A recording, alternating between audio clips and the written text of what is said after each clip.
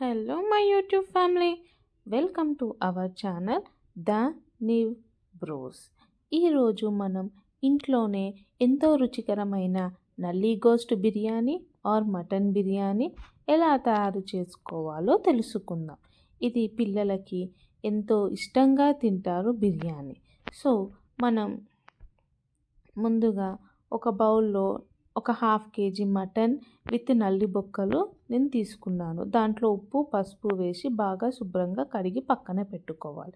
ఒక గిన్నెలోకి కడిగిన మటన్ని వేసి దాంట్లో కావాల్సినంత ఉప్పు, హాఫ్ టీ స్పూన్ పసుపు, స్పైసీకి కారము, garam masala 2 tablespoon, 1 spoon ధనియాల పౌడర్, హాఫ్ టేబుల్ స్పూన్ జీలకర్ర powder, 2 spoons ginger garlic paste, ఒక హాఫ్ లెమన్ పిండుకోవాలి.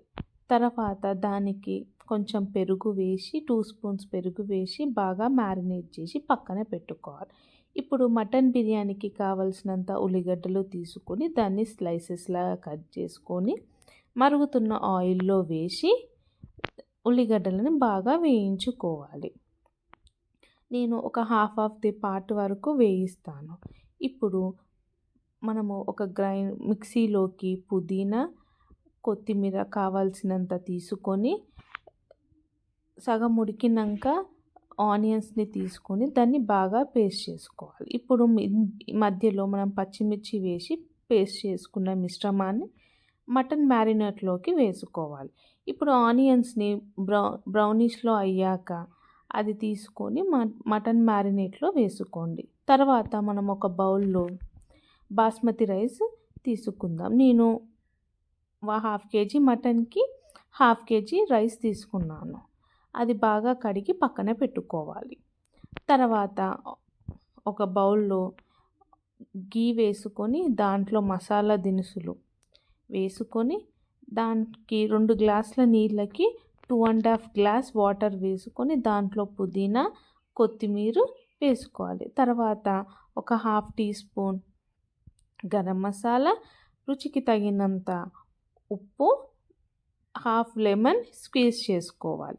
అది బాగా మసిలాక మనం నానబెట్టిన రైస్ని తీసి దీంట్లో వేసుకోవాలి.